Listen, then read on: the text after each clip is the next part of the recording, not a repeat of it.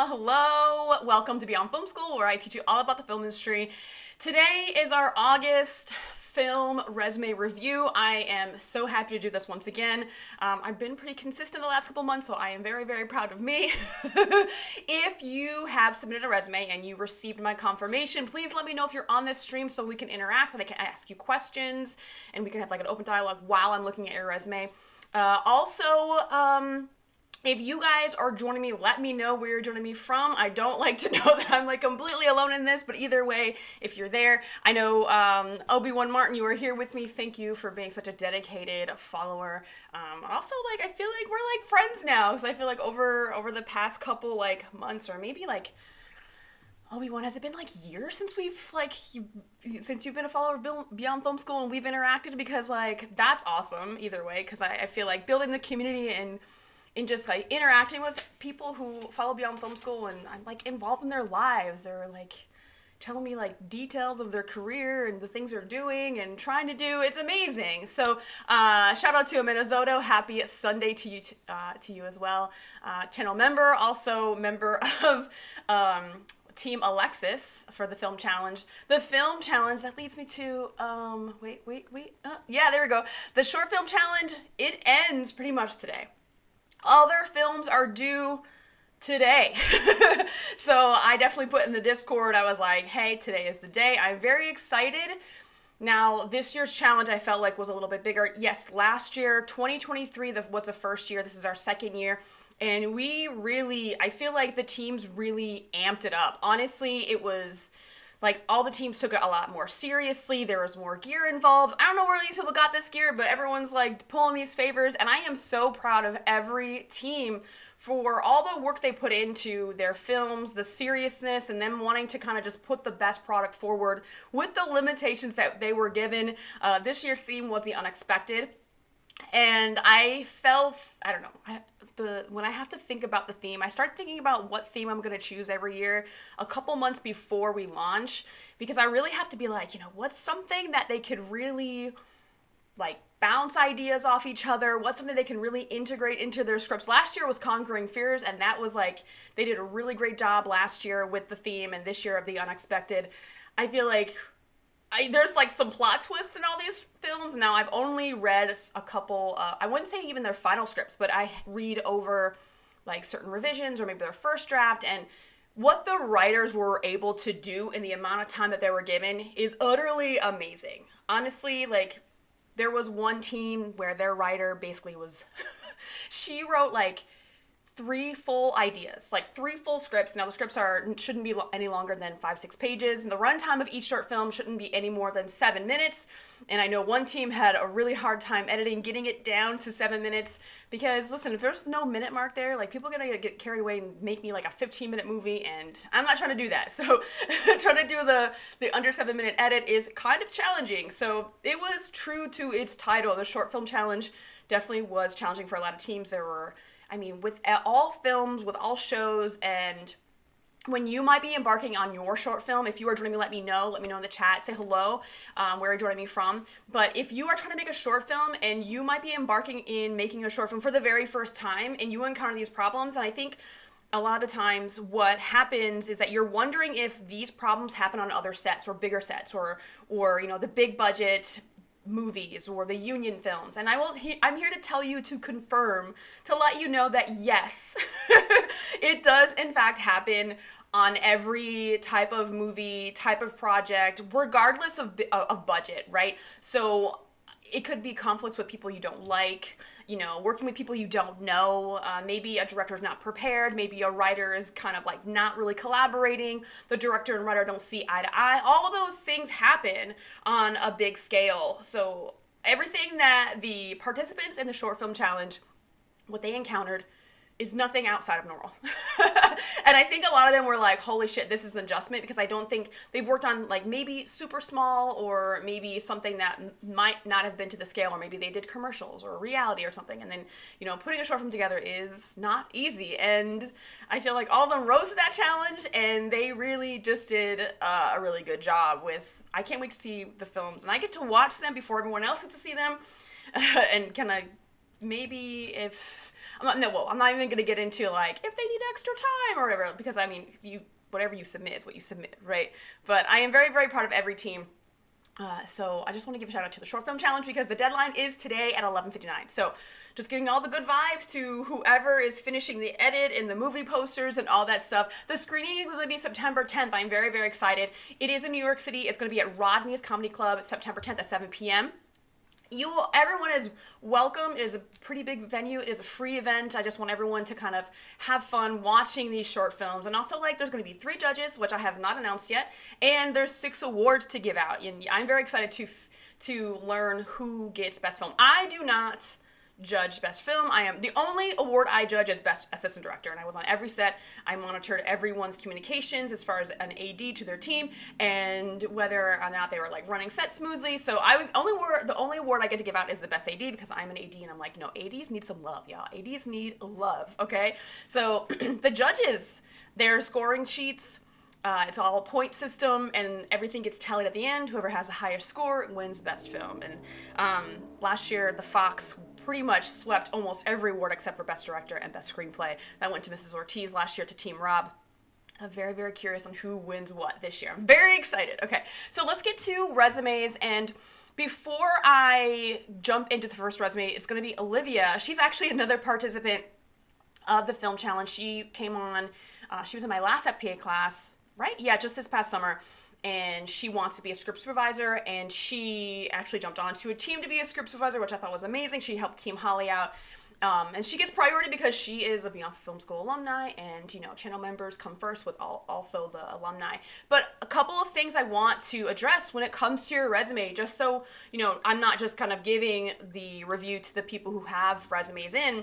Overall, like, I think remembering a couple of tips for your film resume is remembering that, like, a film resume is not going to be like your average everyday corporate resume where you have to worry about, like, AI things, because the thing is with film is that the likelihood that you're going to submit your resume on a film job website and go through the algorithm of all these websites like LinkedIn or what's the other one, Indeed, or all the recruiting websites and stuff like that, where they're going to like scan your resume and they'll submit based on what they see on the resume, like there's a computer doing it. When you submit your resume to people in film, you're actually submitting it to a person, like a real email. So just keep that in mind, that a real person's looking at it. So it's not about like trying to cheat the computer system. Like, there are ways to kind of do both, making it look good, make sure it stand out, make sure it's like nice and organized and aesthetically pleasing. Now, remember that we are in a very creative and artistic and collaborative medium. And if your resume looks just like every other resume that goes around to the corporate world, it's kind of like telling, like, if you're a production designer and you have a really boring resume, you can really use your resume to show your personality. And that's one thing I really want to drive home here is your resume is it's basically like your life, you in a nutshell. It's like you on a piece of paper, basically, right? So make it yours. And I think a lot of people forget because they're worried about the company that they work for, and they're worried about, how am I making sure that I'm bragging about the companies I work for, and they forget about that it's about them. So that is something that I want to remind you. Your resume is about you. Make sure it's one page only. Now, I know one page only doesn't go across the board because a lot of people are from other countries where they expect, like, I was talking to someone like in Germany a couple times because I do these reviews and finalizations for people, when they want like personal attention. I work with them, and they're saying, like, they're expecting a 2 to 3 page resume. Yes, if that is your culture and that is like the expectation in your, film industry, then do what feels right. But when we come to the States and to Canada, definitely one page only. Make sure you make your name nice and big. Make sure you bless your name on the page with your personality. A lot of people just put it there and, like, I don't know, Times New Romans or Helvetica, some boring ass font. And I'm just like, play with the fonts. What do you like? What looks great to your eye? Think about all those things. Make sure things pop, and make sure your resume looks pretty. I mean, if you follow those guidelines, I'm pretty sure you cannot be steered wrong. Let's make sure your resume looks pretty. That is like the main goal when it comes to your resume, because if it looks pretty, people will look at it longer and they'll process information on the page a little bit longer, and that's what you want. Okay, so we're going to get to the first resume, and the first resume is going to be Olivia, and she, like I said, was in my Set PA class. And I love that she messed with this color border on the side. It is like this pink to like it's almost like it reminds me of like a what's that called, a baby shower in a weird way, like like while I was redacting information I was looking at this color. I really liked it. It was very, very appealing to the eye. But what I do want you to point out, what I want to point out to you is that the category headers stand out, right? Those things are kind of like popping off the page. Unfortunately, so it is the only things kind of popping off the page, except for I see Set PA Training in bold text, and then Bachelor of Screenwriting. There's nothing else really that stands out except for, which is really great, is the relevant skills little block here, and then the technical skills, video editing, audio editing, Final Draft, Photoshop. Like those two things pop out first, which is kind of interesting because my eye should be going to the film production thing first. For some reason, the work experience block doesn't stand out for me when I'm looking at the whole page. But what happens with this format is that my eyes are going into different places, and I don't feel that lost or that overwhelmed. I'm reading the information. So this is a really good thing that Olivia is doing here. Will this be, so Christian, hi, will this be uploaded after the stream? Yes, so this is going to be definitely a replay, so it will be up 100%. You can look back to whatever, like when your resume gets reviewed, Christian. So I think one thing I do want to do with Olivia's resume is, I think maybe the font. You can afford the font to be a little bit bigger. Maybe like your work experience, the text under that can be like 1 point. Everything can be like kind of like 1 point font bigger. I think that's kind of something I definitely would change. And then let's see. Film production intern, the Motion Picture Industry Institute. Participated in production of a feature film. I feel like we don't really need that. Work closely with the director as the script supervisor. I almost feel like you can probably make sure that whatever project that was, because if you worked with the director as a script supervisor, there's usually a project that you helped on. I would figure out what that project was and list it there and call yourself a script supervisor. Because if you worked as a script supervisor, even though you were an intern, I feel like you can definitely extract that project. Because here's the thing is that what people like to do to just simplify their lives and try and get a nice format is they like to say like, for example, and you'll see, I'm going to address this on another resume, the locations assistant, I think Will, this is your resume, where like you put like the position and then all the projects underneath that.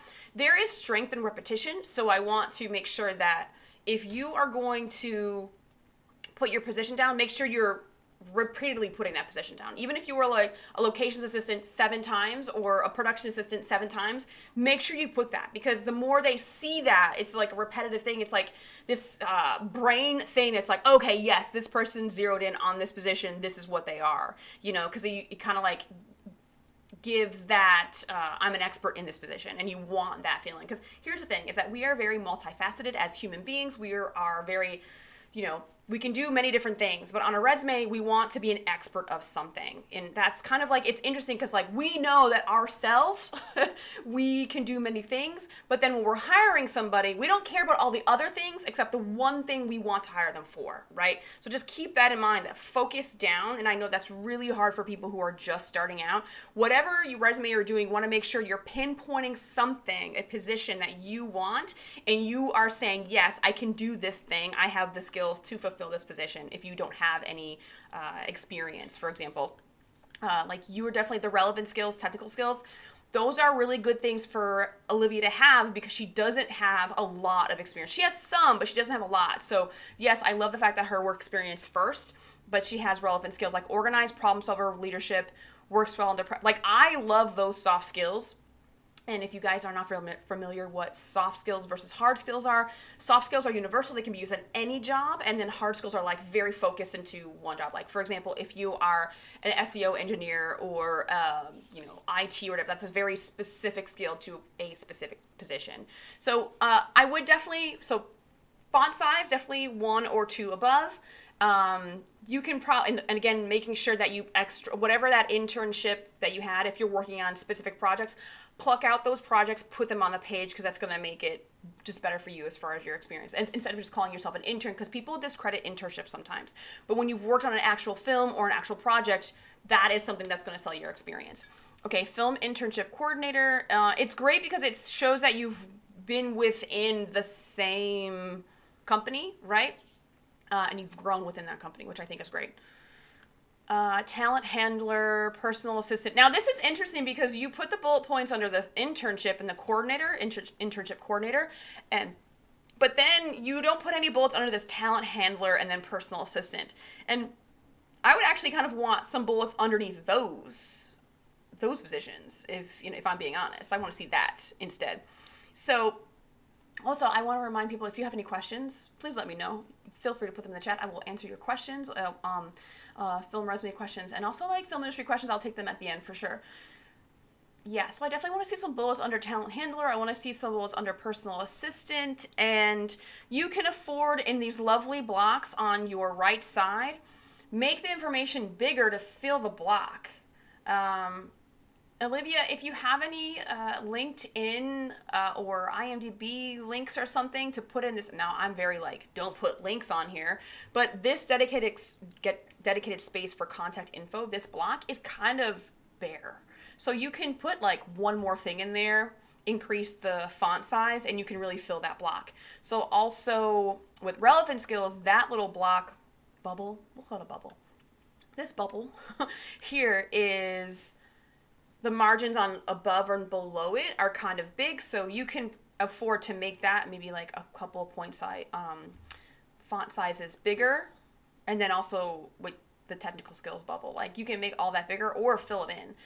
You can afford to make your font size, and we're going to talk about font size later because I believe it was Connor. Connor, your font size is small. Oh my God. So just make sure you fill the space a little bit more. I love how everything is separated. My eyes go different places. Overall, I think this is really, really great. I remember what her first resume looked like because for the Set PA class, we do a film resume review there, and her first draft was very, very different, and I love this template and what she was going to do with it. So yes, Olivia, definitely, if you're not here with us, Olivia, I will make sure you get this link to make sure you get my notes. Yeah, I think overall, it's a really good resume, though. I'm really nitpicking, but definitely the font size. Font size is going to be a big thing. Okay, so Christian, you're up next. Now, this is like the standard... This is like the standard thing, and here's the thing, is that this looks very organized. Had to hit it on one page. Had to get it on one page. I totally understand, Connor, no problem. We're going to definitely talk about all that stuff. Okay, so Christian, this is not a bad resume. It is organized, but also it looks very wordy, and it's kind of like you're sticking to this sentence structure. Now, when you're doing a resume, I feel like the more you can stay away from long sentences or anything that feels too wordy, or maybe cut out the fluff, all those like filler words, to cut them out. The more that people see paragraphs or long sentences on a page, they tend to get overwhelmed, and then they're not going to want to look at your resume. The good thing about your resume here is that you have, there are bolded things and things pop off the page, but I'm afraid that I think the wrong things are popping off the page. So I do like how big your name is. That's great. I like how you have a little bit of color, just like very, very little bit. You have education and your film TV experience category header there in purple, which is nice. I almost feel like you should kind of expand on that a little bit. Like maybe embrace the color here, because I feel like it's just there and it's kind of almost misplaced. Like I definitely encourage people to use color, 100%. But if it's not like interlaced through the whole thing, then, or incorporated through your whole resume, it kind of is like, you know what I mean? But also you don't have any other categories here. You just have education and your experience. And I think that once you get out all of these sentences, you can have another section for some other things. Okay, so I guess the problem here is your position is not bolded. and the show and the company, right? Because the Pulse TV show or the name of the show and the type of thing that it is bolded. And that's the wrong thing to highlight here. The main thing I want everyone to remember is that your resume is about you, like I said before. So it's actually more important to bold and highlight and make sure the thing that pops off the page, your position that you were. So you are a staff background production assistant, right? That should be the thing that's bolded.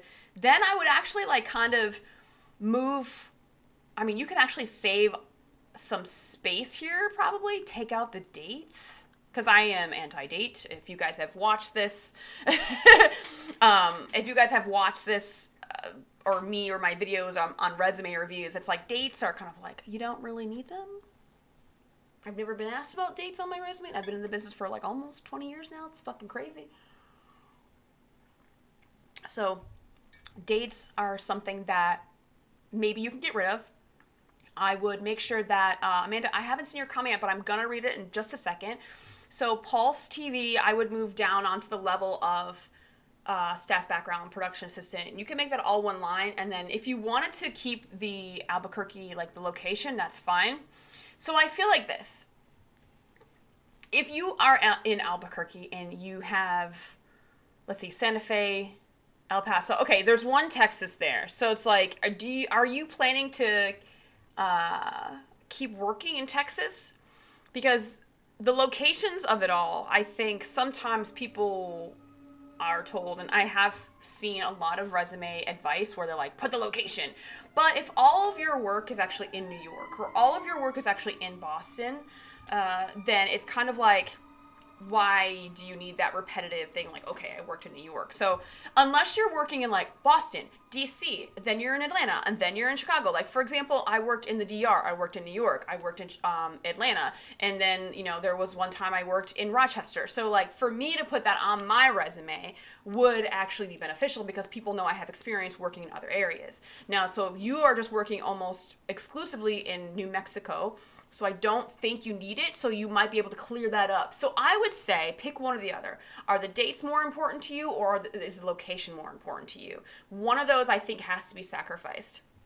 And I also would unbold it because it's not information that needs to be bolded. What needs to be bolded is, again, your position that you worked. So staff background production assistant, I'm just going to go with the first thing here. That is going to be bolded for sure, 100%. Leave it on the left side of the page. Move the title. That also, the title should be italicized because I think you got this backwards here. Your position, you're trying to make stand out, and this actually should be reversed. So staff background production assistant should be bolded and in regular, not italicized, regular font. Now Pulse, the name of the show, should be italicized. And you can keep it bolded, but if you want to just kind of reverse that style, then I think that's better. Also, we don't really call it a TV show. We call it an episodic if you want to get like professional or, you know, level up, I guess you would say. Because you're saying feature film, right? So you're saying feature film, and usually an episodic, it's assumed that it's a TV series. So sometimes, I think I've said TV series, but TV show I feel like is a... not exactly what you would say, because I feel like it sounds layman in a weird way. It's not in our, like, oh, I worked on a TV show. Like, we work on shows, right? But that's an episodic project. So I would say episodic. So definitely put Pulse, italicized, and in quotes. And then you are going to move that aside on the same line to give yourself some space. Now I'm just going to get into what you're saying below it. Because here's the thing, is that effectively managed, stage, directed, backstage, background actors throughout various scenes in a stage environment. That I know based on, if I'm hiring a set PA, I know what a background PA does. So you can like take that out. Successfully assisted with lockups, I-9 verification fitting. So yeah, and the directives from the assistant. So those two are definitely assumed. As a background PA, you don't really need to put that. I know what a background PA does. And it's great that you put staff background production assistant, that you were staffed for the whole show. Some people don't, like, I didn't really put that. I don't really put that on my thing. Like, I have to get into the habit of, like, putting my resume on here so people can see, like, what I have on mine. But I tend to do that in my Set PA classes. So, I mean, you can get rid of those lines to make it less, like, essay looking. Okay, so second unit walkie production assistant. I would just get rid of second unit only because you were a walkie PA. I think that's fine. Manage. We all know what a watch PA does, so you don't need that line. Second unit audio mixers. So you go PA, audio mixer, rigging electric, PA, gaffer. Okay, there's a lot going on here. There's 3 different types of departments here.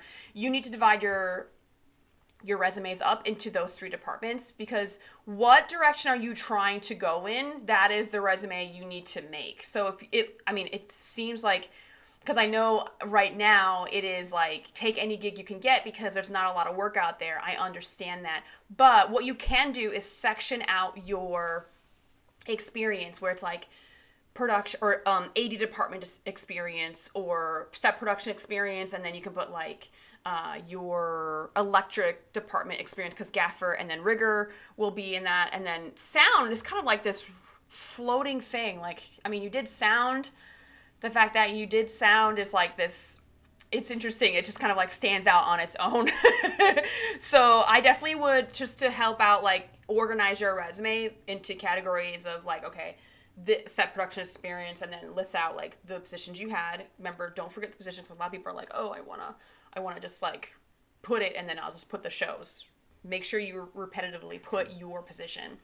And then, let's see, we all know what a gaffer does. Like, if you're working in film and you're submitting your resume to someone who wants to hire a gaffer, they know what a gaffer does. So, essentially, you have a lot of room to play with. Once you get rid of all those things, like, all these jobs, you can take those descriptions out, because I know exactly what they do. You don't have to spell it out for me or the person who's going to be hiring a set PA. We all know, right? Unless you were working on a commercial, and then it was indie, and you were doing a whole bunch of shit, and you have to kind of decipher, like, all right, I didn't just drive the truck, I also set up holding, and I also was like a location assistant. I was also, talent wrangling and all this stuff. So making sure that you take out those lines, and then you can divide up your resume. Then you can actually incorporate the purple categories a little bit more, and then you can put a skills section.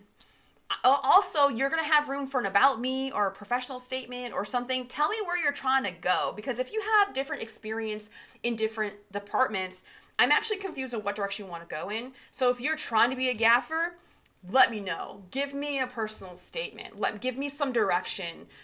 Because here's the thing is that, like, while I know if I'm in the DGA, it's very clear I'm trying to be in the DGA and get more DGA work and as an AD on my resume, right? I don't need it about me. But I do have a skill section just to give people an idea of my personality, you know what I mean? So like, you are in that realm now where you can utilize the space to give the person more about who you are. So I definitely encourage you to write like a professional statement about me or something. Tell me something in the about me section of your resume that you can't tell me with your experience. Maybe it's, some soft skills. Maybe you're a leader. Maybe you're, I don't know. Tell me something about yourself that you cannot tell me in your experience section. All right, I'm getting to your comment. Let's see here. Okay, so I could be wrong, but for 3 different positions, so 2 or 3 resumes. Okay, so yes, agreed. Yes, I agree definitely with Amanda and Obi-Wan, but like I said, sometimes you don't have enough experience to fill one resume with all those things. So I think maybe just kind of categorizing it out and being like, but also making sure that you're giving direction. I think the audio mixer kind of stands out though. That doesn't really fit with the other 2. I'm just curious. I'm just curious about the audio mixer. I'm curious about that and that kind of like that direction that you were trying to go. But definitely an about me section is going to help me figure out where you're trying to go. All right. So on to Cardi Key. I hope I'm saying this name right. Please tell me that you're saying your name right. So I've actually, this is actually great. So I actually, this is a template on, I think, PicMaker or Canva. I think it's Canva. And this is not a bad template at all. I like it. There's a picture there. He looks like a model. It's a very pretty picture. And if him being a cinematographer, then it's like, it works out. Do you know what I mean? I don't know if he did the lighting for his own picture. Who knows? But maybe he did, and he could talk about that in the interview. I love this template because it definitely, like, all the categories are nice and big. Just KD is fine. Okay, KD. Sorry. Thank you. All right. So thanks for being here, KD. Let's see. Right. So category headers are great. They're big, they're bold, they're out there, but it does take away from the things that are like supposed to pop out. So it's almost like, so you have this, it's not black, it's a dark charcoal gray that you have throughout. I would try and maybe make like the category headers a different color or something, because I almost like, it's nice that director of photography is bolded. It's like over and over again. It's lovely, but almost like maybe make those black, because everything that is there is all the same color. So if you made director of photography, if that was black, I think that would be good. Because it'll stand out. Those things will stand out a little bit more. Because right now I see your picture, your name, sort of like all, like it's lovely that things are popping out, but I want to make sure that director of photography repeatedly comes up, and that is the thing that pops out. So if you can make that black, it will make it stand out probably a little bit more. And maybe if you made the cinematographer at the top black, then it's like that association between the two colors. It's like your position is in black. I don't know actually how it might look, but I feel like it will help pop off the page a little bit more. Depending what department, usually education is not important, to be honest. So here's the thing is that, like, yes, once you have enough experience, then you can get rid of education, but I feel like sometimes with advanced cinematography course, yeah, you might be able to get rid of that because you have a BA in tourism and journalism. Yeah, that might be a section you can get rid of, but also if you have more experience, then maybe, because I was going to say, like, you can totally cut it out, but then, like, you know, it's not bad to see education, but also, like, it might take away from experience.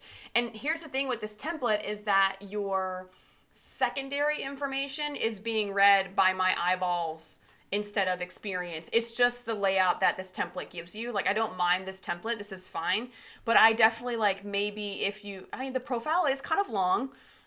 Maybe make that block a little bit, mess with your margins a little bit for that block, because you can totally go over a little bit to get rid of a couple lines to give yourself more space on the experience section. I'm going to get into your profile in a moment. Skills. Okay, if you've been a camera operator, first AC, second AC, gaffer, like, if you've been all those things, I want to see that in your experience, right? So unfortunately, the skills section is not there to tell me other positions you've done, right? The skills section is to tell me, like, maybe what cameras did you use? What are you familiar with camera-wise? Because that's really important, because when I worked in the camera department, that is one thing that always came up in the interview. That was one thing they always wanted to see on my resume. What cameras have you used? Is it a Blackmagic? Is it ARRI? You know, those are all the things that they're going to ask you. They're going to ask you what cameras you've worked with. So make sure that you are telling them on your resume. So I would say in lieu of education, you can put cameras or certain equipment that you've worked with that might be something in a different section. Skills, I would say, like, okay, so you have DaVinci Resolve, Adobe Premiere. That's fine. You have those there. That's totally fine. Certified ARRI is good. That's good too. So yes, definitely take out camera operator, first AC, second AC, gaffer. Those should actually be in your experience section. So those, pluck those out and put them in your experience section, because you're kind of selling yourself short, because yes, you are a cinematographer, but it is the same department. So because if you were a camera operator, a first AC and a second AC, definitely put that experience on your resume, 100%. What you could do is making sure that, making your profile a little bit smaller, a little bit shorter, or at least play with the margins to make it longer so you can move experience up, and then putting more, like, maybe you can divide the experience out where it's like, okay, DP experience, and then your camera operator, first AC, second AC experience too. Because I know what you're doing. I understand what you're doing, but also you're selling yourself too short, because people want to know that you worked on other projects. And also, I think when people are hiring DPs, if you are a camera operator and you have done all the positions, it actually speaks to your ability to be a better DP. And also, if you have been a gaffer as well, that means that you can actually handle lighting a little bit better than some DPs, because some DPs surprisingly are not that strong sometimes in lighting, and they just have a lot of camera experience. They don't have lighting experience with a gaffer. So it's weird to say or admit, but sometimes you do get DPs that only work camera department and they haven't really done anything with lighting. So it's kind of, but it's great that you were kind of multifaceted in that. And I feel like if you're a gaffer and you were a grip and then you were in camera, it makes you a better DP, because the DP is pretty much the department, like the go-to person, the leader of all three of those departments, right? All three of those departments get their cues from the DP. So I just think that just speaks to all your well-rounded experience. Okay, so I think what you could do here is to eliminate some lines, take out photography teacher. I understand it's the same, it's in the same realm, but I feel like you have enough experience to fill in that block. So I would take out photography teacher and then maybe put camera operator there. Let's see. Unless, were you only a camera operator once? Because then you say camera operator, director of photography. If you were both, so here's the thing. If you were director of photography, it's okay if you're actually both, right? So cinematographer, it's almost when you're in the indie realm, it's almost assumed that you're also the camera operator. So you don't have to actually clarify, like, okay, as a DP, I also camera operator. Like, sometimes you might have to say that, but I think that for this, you don't have to say that because these are short films. So I would just say, you can say cinematographer, you can say director of photography, it's okay. Let's see. Okay, so unfortunately, you've picked a template that you can't really expand out horizontally, right? Because right now you're working with this vertical template. So it kind of, I've seen this template, so all this is movable, right? So you can actually give yourself some more space in the experience section and kind of make sure that maybe director of photography is in black, and then right next to it you put over short film, and then you have like that short film from the stars on that same line to give yourself a different or give yourself more room in the experience section. Let's see, director of photography, director. Okay, so short documentary, production, official selections. That's okay, because I feel like official selections for a DP is actually kind of important. It might be that could be also another section you put, like film festivals, official selections. That can also be another section for DPs.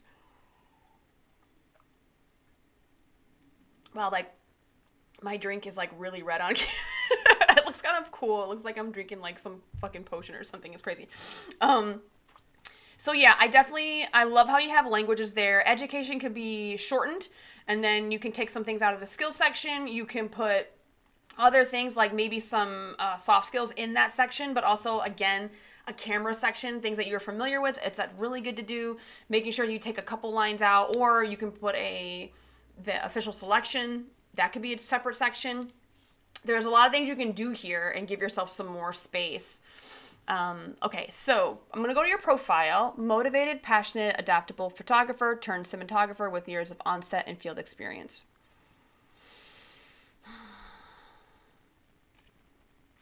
I won't even marinate on these sentences. Profiles are really hard for me to kind of get really in. Okay, let's see. They're really like hard for me to like.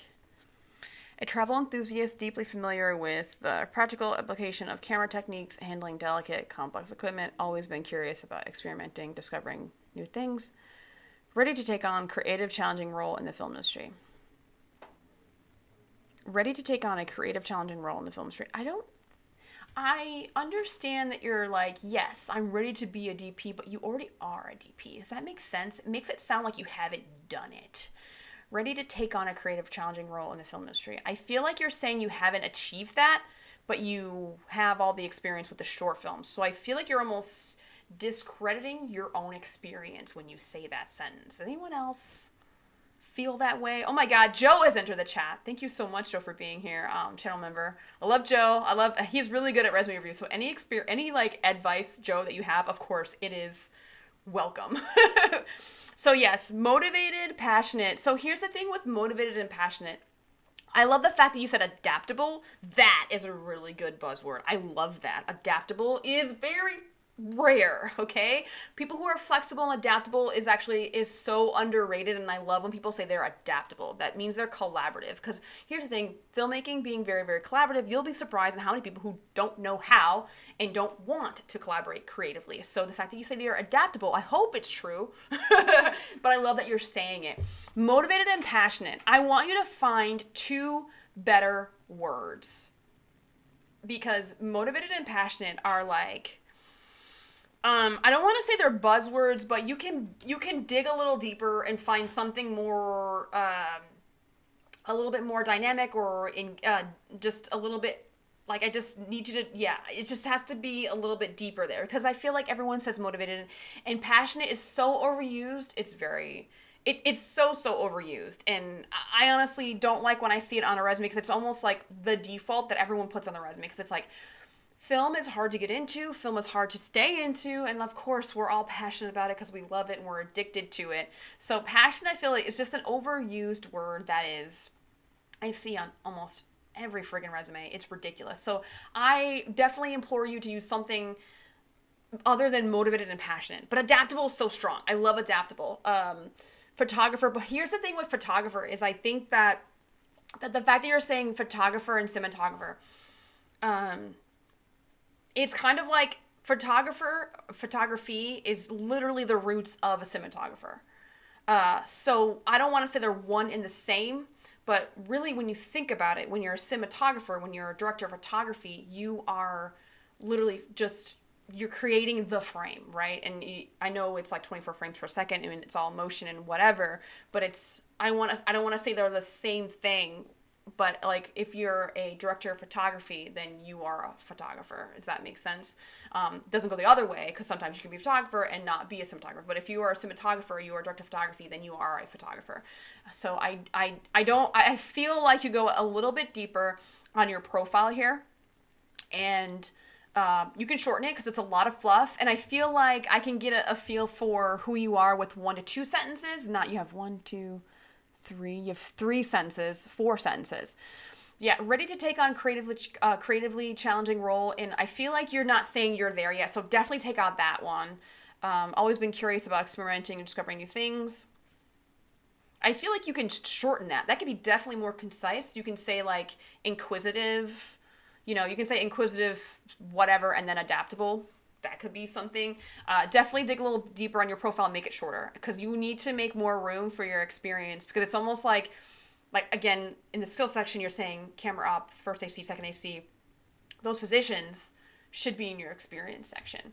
Also, maybe it might be something that you like do a different template. I mean, I love this, but also I feel like you're selling yourself short with this resume. Like, I've seen way worse resumes, okay? Katie, I have seen way worse. This is not bad, but I feel like you can go a little further. And this can be like 50% better based on those small tweaks. Katie, let me know if you have any questions. Okay, let's see. Let's see. Okay, so I'm going back to the chat because I have to catch up here. Let's see. Depending on what department, usually education is not important. Sheila, you're not wrong. I definitely addressed education. There's a lot of in your education section that I was like, we can probably get rid of some things. Might be more useful to have a camera section. Just saying. I think that's like the one thing you must have. As a cinematographer, you need to put your camera familiarity on there, 100%. Okay, let's see. I have done many PA jobs. Should I put them on as well? So, Katie, here's the thing. If you're being a cinematographer and this is the job that you want to do, and then you've done like several PA jobs, do not put them on the same resume. Sheila, I'm sorry, I disagree, because it's like you have enough experience to fill, and obviously you've made one, fill a nice resume, a nice sizable resume as a DP resume, right? If you've been a PA on a bunch of things, that's a different department. That is a whole different ballgame. That should be a separate resume if you're also doing that at the same time. For example, when I was an indie assistant director, I also was doing union PA stuff. I had very separate resumes. I had an AD resume, and I also had a PA resume. Like, my my independent film assistant director resume was not submitted to the ADs in the union world when I was trying to be a staff PA or a key PA. So that's just, you need to have separate resumes. I wouldn't put PA stuff on this resume. I would definitely put it on another resume. Okay, let's see. Already getting to spooky season with the drink. Yeah, well, I drink not to like put a promo on a hibiscus tea. But I am addicted to hibiscus tea. Unsweetened hibiscus tea is like, it is literally my favorite tea to drink. I don't know why, but it's so good. Maybe because I just like sour. I have no idea. It really does look like a vampire drink or something. All right, if this is a Canva template, there's a way to make paragraphs single space unless you prefer double or... Yeah, but Amanda, I would say, like, yes, you can definitely... There's a lot of things you can do in Canva that you can personalize your resume with. But if you're single spacing stuff, like, you just want to make sure things don't look crammed. So just, making sure that you don't compact that too much, okay? Do I make a section for soft skills? Okay, so you can, but because sometimes what'll happen is that people, like, for example, we'll go back to Olivia's resume. So she has relevant skills and then technical skills, and she didn't call them soft skills. I think relevant skills definitely are something for someone who wants to be a script supervisor. Also, Olivia, you didn't really give me a about me, which I would love since you're just starting out. That actually reminds me. You can actually use some of the space on the right-hand side to do an about me, move those bubbles down a little bit and create like just a 2-3 sentence little bubble of like, hey, this is what I'm trying to do in the film industry. But okay, not to get sidetracked, but the relevant skills are her soft skills, right? Organized, problem solver, leadership, works well under pressure. You know what I mean? Those are her soft skills, but they're relevant to the position that she is applying for. Or going for. Okay, so also, very true, Amber, on being adaptable, super important. Adaptability, flexibility, like highly underrated. Just saying. Okay, sorry, I'm getting sidetracked. Separate resume is true. Got it. I'll read this resume for. Yeah. So if you redo this format, definitely you can submit it again, and then we can look at it again for next month. I'm happy to look at it again. I kind of love the evolution of when someone gives me their first resume and they do it and then they give me like another version of it. Like, I love seeing the revisions because I'm like, wow. I'm always like blown away. So my next one on deck is going to be Miriam. Oh, I'm saying this right? Because I'm like Miriam. I always think of that name when I see the spelling of this name. Okay. Miriam. Yeah. Okay. So this is not bad. No, the thing I noticed about this resume first off is... it's not like white. Can you guys see the texture that she used for her, like the background? It looks like a real piece of paper. And this is done completely on purpose. You can totally tell it's done on purpose. Because if you look, like, we have this true white on these other ones, right? And then you have this lovely, like, the texture. It makes it, I feel like it's like papyrus or something. Okay, so a couple things here is make sure you watch your alignment, because I can see things are not straight.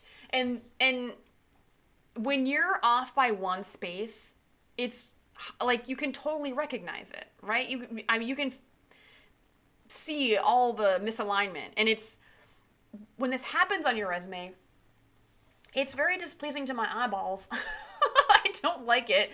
So just make sure that you're not like misspacing things and things are like properly aligned on your resume. You want to make sure that's like first and foremost, because when these things start looking jagged and shit, it's like ugly, and it's like my eyeballs don't like it. If my eyeballs don't like it, I'm not going to want to look at this page any longer, and then you're going to be put into the no pile, okay? You want to increase your odds of having a longer time that their eyes are on the page.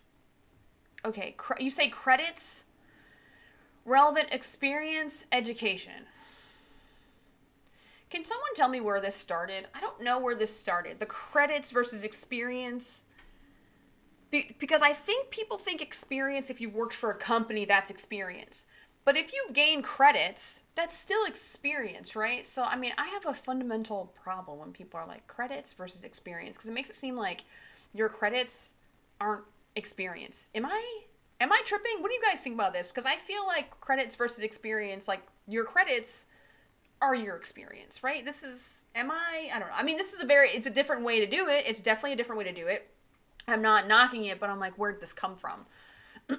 Okay. I do like her name is nice, big and bold, and then it has production assistant beneath that. It's very great. I love that.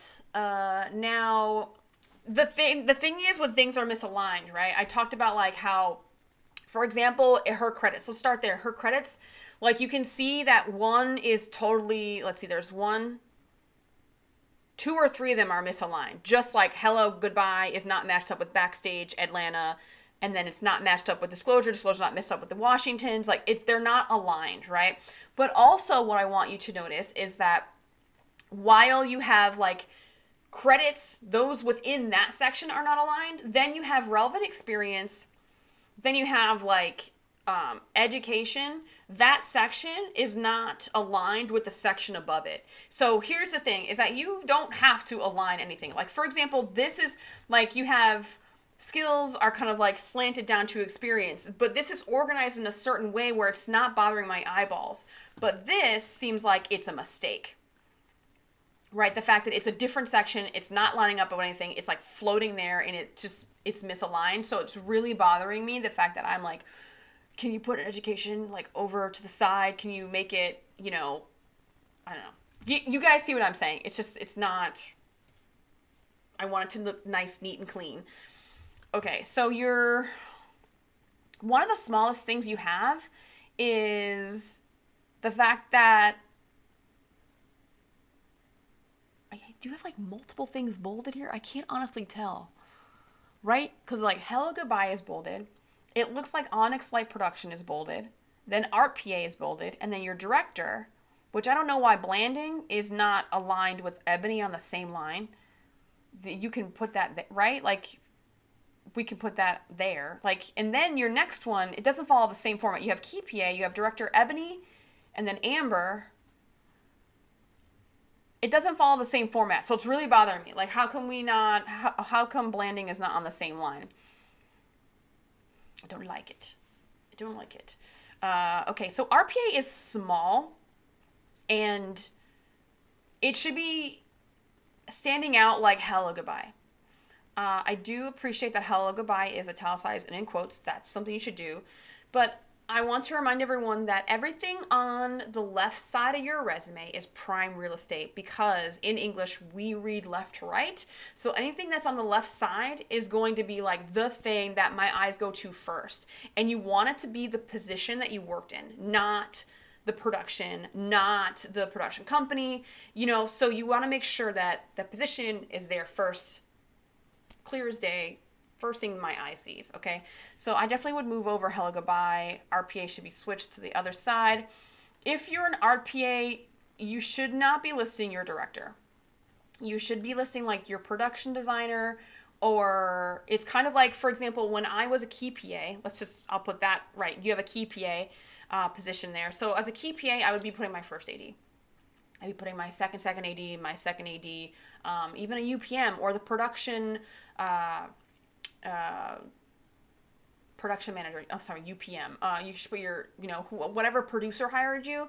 The director really doesn't matter when you're in these types of positions. I'm sorry to say, a lot of people are like, I need to put the director I work with. Because here's the thing is that, like, unless you're like top 1% of the famous directors, then it doesn't really matter, because a lot of directors are just not known. So you need to be putting your immediate supervisors, because when you are being hired by, could be another AD, could be, another indie producer or whatever, then that indie producer might actually know the producer you worked with, and that actually will serve as your reference. They want to see your supervisors on there. So you want to make sure. Now, what I will say for Katie, sometimes for you, it would be nice for you to put your director. Now, we won't go into that. Like, that is an option for director, or for directors of photography. So DPs, they can put the directors they work with, because that is a relationship that makes sense because they're talking, collaborating the whole entire time of a project. So for DPs, yes, you'd put your directors. For first ADs, you would put your director you worked with because you're working directly with that person. Unfortunately, when you are on a different, you're an RPA, key PA, a PA is, you are working with the director sometimes, but you're not like co-workers. So, and then you're not working directly underneath them. It just depends. So I feel like the director is not the person you want to put as the person that's like there. Okay, so yes, we talked about making sure the RPA is on the left side and making sure that we're switching that up and not bolding everything. Guys, when you bold everything on your resume, nothing stands out. It just, everything's bolded. So you want to make sure that you're doing certain things that are making things pop off the page. But if you're underlining everything or you're bolding everything, then you're defeating the purpose because then everything's on the same scale, right? I would also suggest sticking with either PA or production assistant. Yes, right? Because you have RPA, key PA, and then production assistant. You know, so yes, this is also something that is inconsistent. The one thing for you, Miriam, is making sure that you are consistent in your format throughout your resume. Whatever you choose, whatever alignment, categories, whatever font choice also is a thing here, because you have 1, 2, 3, 4 or 5 different font sizes. You know, honestly, if we look back to Katie's resume, biggest thing there is going to be name and then position, but then you have a very consistent, like you have a big font for the category headers, and then you have like another font for the positions and another font for all the other relevant information. There's like 3 different font sizes here. And it's organized in a fashion where it's like, it's consistent in the formatting. But Miriam, I feel like it's kind of like all over the place a little bit here. And like your relevant experience is super teeny tiny. And then like the key PA, the RPA is not the same size because RPA looks smaller than key PA. And also, yes, like then, oh yeah, and then production assistant for Color Me Bad is super small versus the production assistant above it. So you want to make sure whatever font you're using, you are consistent in whatever it is throughout your resume. Okay, let's see. Mercedes-Benz Stadium security. I don't understand. Okay, 2 people exits. Okay, so you're doing like crowd control for, so I guess that is going to be relevant experience. City winery service. I almost feel like relevant, that whole section, I don't care about it. As an AD, if I were hiring a production assistant, I don't think that's really gonna sway me to hire you. So I feel like we can get rid of that relevant experience. You can keep education, but also education is off from the alignment of the stuff below it. So we really need to work on alignment, formatting, and then consistent font size. So here's the thing that I would want you to do. I would take out credits, put experience in there. I don't know why credits is really bothering me. I don't know why. Maybe someone does it not bother anyone else? I have no idea. Sorry. I definitely would put experience, and then you would put your position to the left, the title and company to the right, because who fucking needs to know that? It's fine. It's all about your position, the position you held, all about that. Okay, so then what I would do is I would add an about me or some skills, a section there where it's like you can talk, or like the about me is very important because are you trying to get into the art department? Because you have art department, you have the AD department, obviously being a PA, and then you have sound utility. So a lot of different things you've been doing, you've kind of been experimenting, so you need to give me a direction of what you're trying to do. And yes, you're saying it with being a production assistant, because if that is the case, if you're trying to be a production assistant, what type of production assistant? Because here's the thing, is that a PA, like, it could be a set PA, an office PA, a costumes PA, a camera PA, an art PA. So you need to specify, I need experience minus passion equals... That's a really good, right. I would also suggest sticking with either PA or production assistant, experience minus passion equals, yes, right? Okay, so there is like some weirdness about this credit thing, right? I feel like definitely put experience there, and get specific with what you're trying to do. Give me an about me section. Give me some direction what you're trying to do. Because, I mean, is it honestly like, I know there's not a lot of work out there and we're all trying to take what we can get, but I want to make sure you tailor your resume to a very specific position. So definitely, I don't mind that you use that text from the background, but what's the thing on your style or resume here, can you guys see the little gray bar at the bottom of her resume? And I almost cut it out and I almost made the resumes, because sometimes what I'll do is I'll make sure that it's like blown up a little bit so we can see, we don't have to worry about the margins. But I left it in there so you guys can see this like gray block at the bottom. What is the gray block? I'm actually like, because sometimes when you have, for example, let's look at Olivia's. She has a block on the side. It's giving some color. It's giving some life to the page. I know why it's there. It looks very pleasing to the eye. I know the purpose, right? Now we go to Miriam's, right? And the gray block at the bottom, I don't really know what purpose it's serving, right? It's just a gray block. And unfortunately, if it were a different color, then I'd be like, oh, maybe, you know, it's giving some life to the page, but it's all the way at the bottom and it's not incorporated anywhere else on the page. So that's why I'm like a little lost. Either get rid of it or incorporate that gray block somewhere else. I do like the fact that it's an off-white and it has that texture background. That's fine. That's a style you chose. I'm knocking that at all. So I want to make sure that whatever you're trying to do style-wise, the gray block at the bottom is kind of like confusing me. I don't know why it's there.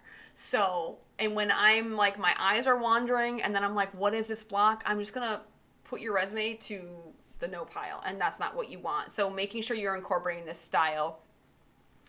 Yeah, right. So yeah, that's good. This is a good suggestion, Joe. A quarter inch on the top, 1/8 inch on the bottom. You use different color, right? So gray is kind of this like blah color. Sometimes you can use like I've definitely seen a resume with like different shades of gray, which is like dope. Where there was like a really dark gray, a light gray, and a medium gray, and they incorporated all those 3 color grays. I love that because it was like a style that they chose to use. They didn't want to use color; they used gray, which it was nicely incorporated. So yes, I would encourage a different color or incorporating the gray some other place that makes it all, it brings it all together, right? Okay, on to Will.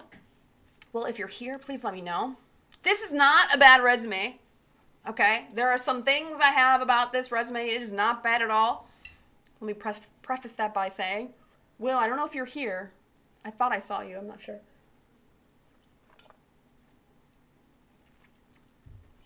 All right.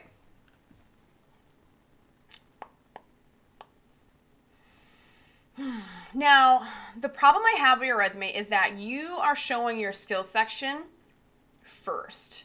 And I have a problem with that because you have a lot of experience. You have 1, 2, 3, 4, 5, 6, 7, 8, 9, 10, 11 experience credits. Guys, I'm using the word credits now. You have 11 different jobs that you have experience in. So I feel like you definitely should be putting your skills at the bottom. Experience comes first. Okay. So I like how you're using color. I'm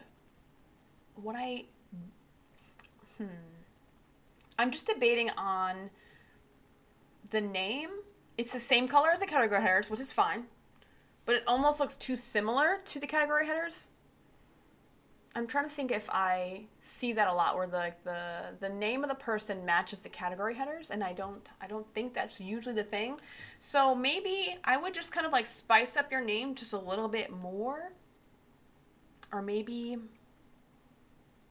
I'm just nitpicking here. But I feel like your name and the category headers, like, it's okay. It's all blue. We're incorporating the color. That's fine. I'm just nitpicking. I'm like, it could be something a little bit like bigger with your name or something. Assistant locations manager, I do like how that's there, but I would make assistant locations manager like a little bit bigger. Because it's there, it's next to your name. I feel like maybe you're making a statement, right? I almost want that assistant locations manager right next to your name to match how you're putting like assistant locations manager there under experience. I almost want it to match or be a little bit bigger. Okay, so here's the thing with your resume. Like, I do like how you have IMDb there, but here's the thing, guys, is I don't really like links on pages, and if you do a hyperlink, if you get it to work, because a lot of the times, unfortunately, when you are setting up hyperlinks, they don't work when you send them out, unfortunately. So you can have a nice little icon, and you can hyperlink it when you're in the template program that you're using, like Canva or PicMaker or whatever, or even Google, and you end up putting the hyperlink, but then it doesn't work. So make sure, first of all, if you're going to use it, make sure it works. So when you sent this to me, I wasn't able to click it. So it's kind of like this thing that doesn't matter, right? So take it off. If it doesn't work, take it off. I like that the icon is there, but if it doesn't work, then you should just lose it. All right, so we addressed skills should be below experience, but let's just look at the skills section while it's here. Film production, software. Okay, that can actually just be one section. Like you can divide this section out, right? Instead of doing this sentence structure, you know, like you can just do software and you can just list out the software. Locations management and agreements, filming, non-filming, parking inconvenience, production management, script. Okay, so I assume that you've been a production manager and you're just not putting on this resume because it's a whole separate thing. I almost feel like it's a red herring. Does it make sense? Like, I feel like I did that on my AD resume where I was like, oh, I knew how to, like, I was in the camera department, so I put that. And it's like, almost doesn't even need to be there. But if that's the route you're trying to go, like you're going locations manager to UPM, then you should probably tell me with an about me. But if that's your route, then that's, I guess, if that's what the goal you're trying to go for, mentioning that you want to be, you know, a UPM or like putting production management there, I guess is okay to show that you have more experience and you can probably do indie stuff. So I'm not mad that it's there, but I'm also just just slightly confused. Okay, so skills, film and TV experience. Okay, so I like the fact that your bullets are these little diamonds, but I got really mad at you when I saw this resume and I go through all the bullets, I get down to the lowest bullet, and that bullet is blue. I want all the bullets to be blue. I want that color to be incorporated even more. So the fact that your other diamond bullets are not blue, I'm kind of like, oh man, like why can't we have that all the way through? I thought that was really cool. So that's an inconsistency that I noticed. That I would make sure you rectify. Okay. So Will is a victim, or guilty of, I should say, guilty of using like assistant location manager as this like overall category, right? And then he'll list like the things that he was a assistant locations manager for, which takes away from the repetitiveness like I was talking about earlier. So while it's like you can keep your resume, like, you know, you can fit more things on there, you can actually just do ALM, because I know what an ALM, especially if you are giving your resume to location managers, they know what an ALM is as well. But I mean, what you could do is you can do like, oh gosh, I think that might be a little bit too repetitive if you just do assistant location manager. But if you have assistant location manager at the top, then, and you can have the abbreviation in your experience, because an ALM, we all know with ALM, we all use that term pretty loosely and all the time when we're on set and stuff. We don't say assistant locations manager because it is a mouthful, so we always say ALM. So I would just encourage you to put ALM and then make sure that's nice and bolded, which is good. You're putting your position big, bold, it's there, it's great. Then you have some really great shows here. Dexter, Pulse, Bad Boys, like these are really great shows that are shot in Miami. And then, you know, I would just put ALM, comma, you know, Dexter. Make sure you're putting the shows in quotes and italicized. Make sure you do that. And then maybe like move your dates over a little bit so you have more space, or just eliminate the dates altogether. So you can put ALM, the project, you know, the company at work. Because I do that too. Like I actually add like my, because I do position and then I go title of the show, what type of the show it is, and then where you can see it. Not production company name.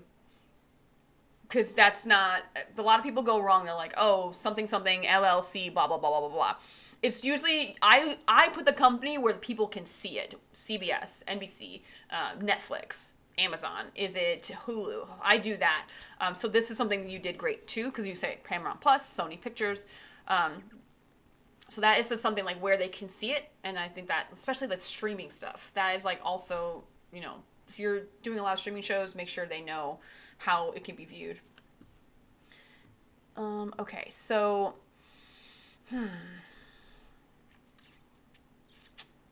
I'm going to go back up under the bullet points under assistant location manager, prepping location for filming. Like, I don't think you need that because you are going to be submitting your resume to a location manager and they know what ALMs do. So I think you can get rid of that description. I honestly think, because like if you worked on such big shows like Pulse and Dexter and Bad Boys, like you know that they know that you did those things as an ALM, right? These are very well-known shows, so you don't have to kind of explain yourself, I guess is the right terminology here. You don't have to like over-explain. So you can actually get rid of those 2 lines. And then you have locations PA, assisted with location prep. See, again, you don't need that bullet point. You don't need that. And then you have great credits here, and just make sure you you really have to be repetitive with like location. Like you have to just say it over. Locations PA, locations PA, locations PA. I'd rather see that than just, your like the title and then where you can see it. The one thing I do want you to do is, I know you're using, gosh, I never remember the name of the symbol. I don't remember the name of the symbol, but you guys know what I'm talking about. It's between the show and where they can see it. It's like Dexter, Original Sin, that lovely symbol, and then Paramount Plus. I mean, I understand you're using that symbol to organize, but you have room to kind of space things out and have things nicely aligned. You can do that. So I feel like you can definitely do that. And then you can just move the dates over, and then you're going to have all the room in the world to have like the stuff there that you need to have there and just kind of space out. Because here's the thing is like the one thing where, okay, I did an AD resume session. I think Amanda was on that. It was a few months ago. But one of the things that why we did the AD resume session is because UPMs, a few UPMs that I know, were complaining that these ADs were submitting their resumes, and the UPMs were like, I just want to see the position and the show stand out. That's literally what everyone wants to see. They want to see your position and they want to see the show. So it's almost like when you put where you can see the show next to the show, it kind of bleeds everything together, and then the show doesn't pop out. So those are the 2 things you have to keep in mind, is like the position, and this is coming from UPM. It's not even coming from just me like liking resumes and doing all this stuff and as an AD. It's like production managers who are hiring everybody, basically. They want to see the position you held and the show you worked on. Those are the top 2 things they want to see in a resume popping out. Like if you can remember anything from this review, it's that, okay? So then you have Walkie and Set PA Production Assistant, and then Brand Fulfillment Partnership Intern. I mean, that might be like other experience or, like relevant, because like Walkie PA, you're a Walkie PA, like that's film experience, which is okay. And then I know you're working at a Miami Film Festival, so that might just be other experience. I feel like you can divide that out to be other experience because like you're focused on being a locations person, right? Whether it's PA or locations manager. So I want to make sure that you're kind of like, you're focused on locations. Okay, so education, you have this, it's fine that it's there, but then you have a random link at the bottom. Get rid of that shit right now. Like links on your resume, I feel like they're ugly, guys, especially like this, like it's, because for example, like I have a resume, right? And I have I have my own personal websites like amberhamsherman.com. If your website is literally just yourname.com, okay, fine. It looks pretty. You can put it on a resume really nice and easy. But when you have like a LinkedIn resume or a LinkedIn website like if you have a website link that's like linkedin.com/random name user /18 different numbers, it's ugly. I don't want to see it on a resume. Save your websites for your email that you send your resume with, okay? Put it in your signature. Then you can do a nice hyperlink that way where you know it's going to work, making sure that like, yes, my LinkedIn is here in the signature below, whatever. Like, get website links off your resume. It's ugly. No one fucking, like, stop. Like, unless it's a really nice short, like, yourname.com. If that's the case, okay, great. But I know you're trying to show your IMDb link, but you can just put that in your email signature. Or make sure you know how that hyperlink works, because it's just, this thing in the bottom is just really ugly. All right. So, Will, if you want to revise, definitely resubmit it. I will look at it again. I'm starting to lose my voice. I can feel it in my throat. We'll go to the chat really quick. We have one more resume. Connor, if you're still here, you've definitely waited patiently, so thank you for that.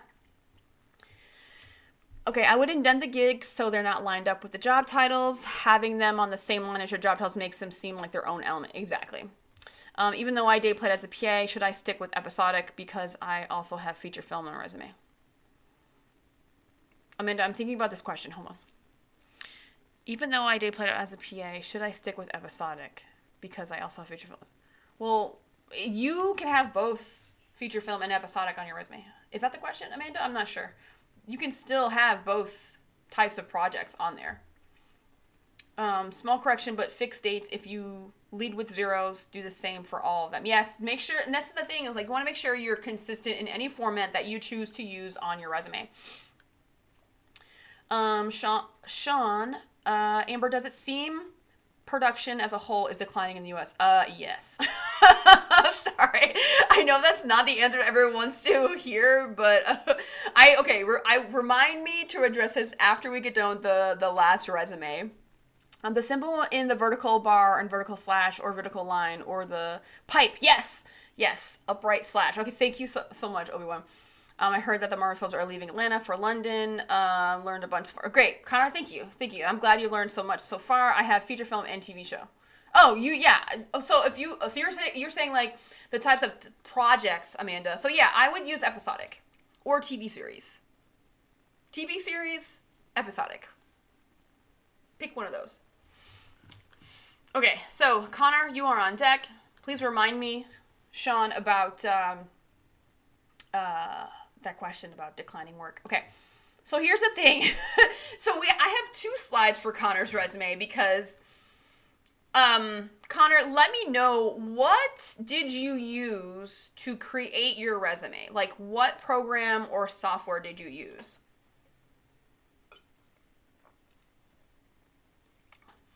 I use this as my timer. So if I run out of hibiscus tea, that's when the live stream is going to end, guys.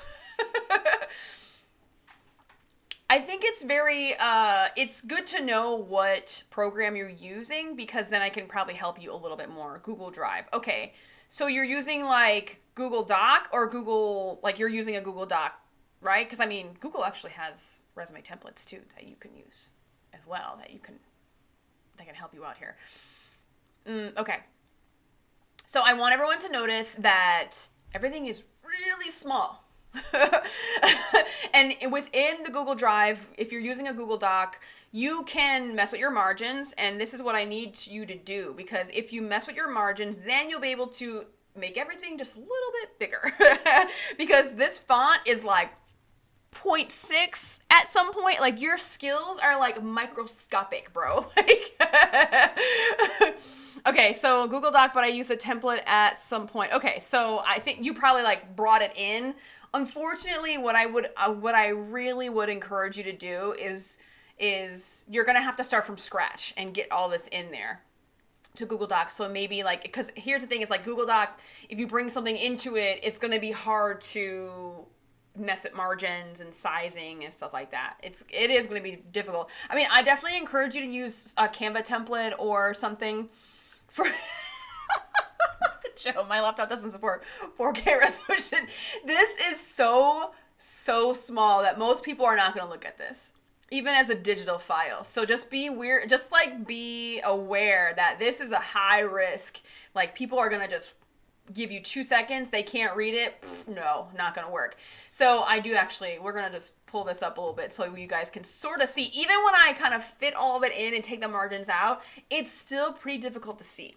So what I will tell you is that these double bullets, this is like bullet galore, bro. This is the one thing that I see right now that it's funny that I'm like addressing that first. Now, know that the only time I really see this is I'm redacting information. I don't look at your resume. I try not to marinate on it, because you're gonna get my first impression on this live stream, right? So I just want you to know that, like, the fact that you have bullet under bullet, that is distracting. It's too many bullets. It's like it's just too many. So I'm actually distracted by the bullet or the type of organization that you're trying to implement on your resume, and it's too much.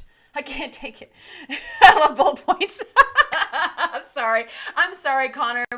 And here's the thing is I really want to commend everyone that sent in their resume, because you guys are brave. and you have the courage to put yourself out there and to be like, I'm giving you feedback and I'm criticizing your resume, and this is something that you created, and it's very, very hard. So I just want to commend all the people who always like submit their resumes to me for the resume reviews, because like we're putting you on like a live stream and we're like looking at it and we're dissecting it. So first of all, like kudos to everyone who submits their resume. You guys are brave, and you're also helping out so many more people who are watching this or who watch the replays, because so many people are going to realize like, yes, I'm making this mistake as well. Thank you for, putting it on here so people can see it. So just a good thank you, a really big thank you to everyone that submits their resumes, because a lot of people aren't afraid to. So you all are brave. So I just want to make sure, yes, I might be like coming after your bullet points. I know you like them, but we're going to figure out how to like organize it a little bit better. Okay, so Connor, the first thing I want to say is that your name is very, very small, and it actually gets lost on the page, and it almost looks a little smaller than like your Hunter College education or experience thing there, right? So it's like you want to make sure your name is big and bold. And Connor, I know you said you learned a ton already from all the things previously, all the resumes that we addressed. So you have your name. It's not big enough. You want to make sure your name is personalized. Use a font that you love. Make it nice, big, and bold, because this is you, right? This is you on a page. And then you have like your dash there: producer, writer, coordinator, arts administrator. So that's a lot. A producer, writer, yes, okay, maybe you can get into that where like you can be a showrunner, but we're just gonna go with, for now, producer, writer, two very different jobs. Coordinator, very different job. Arts administrator, also a different job. Like an arts administrator, I believe, is a whole different industry all in itself. So I feel like while that is you in a nutshell, you want to make sure that, again, you're focusing down on your resume. Pick one of them. You want to make sure that you're an expert at that one thing, okay? So yeah, that's just a lot. Like, I know that we're multifaceted. It's like, I'm not just an assistant director. Like, I do other things. Like, I'm also an entrepreneur. But do I put that on my DGA resume? No. I do not. It is none of anyone's business. Okay, experience. We're going to get into experience section. It's great that it's first. Hunter College, testing administrator, proctor. I have to get close, guys. I have to get really close. Verifying identification for test candidate sign-ins, distribution, collection, test materials, securing all testing materials. Okay. The Department of Motion Pictures, LLC, intern, creative entrepreneurship, executive producer, production coordinator, and production coordinator. You were two different positions. Did you do production coordinator and then you moved up into EP? Because if so, that should be two different things. This is actually kind of like hard to actually like dissect, because it's like so small. And I'm like, oh God, this is what I'm about to do. Here's what I'm about to do. I'm going to just make this a little bigger so I can see just a little bit better. Sorry, guys. Okay, so there's a lot happening, right? There's a lot happening on this. You have a lot of experience, and I will say that, oh my God, I'm just gonna move that. There we go. Like you have a lot here, and it's almost like too much. Like, what's the goal? I'm trying to figure out like what you're trying to go for, right? Because it's like kind of all over. Like, what's the ideal position you want to be in, Connor?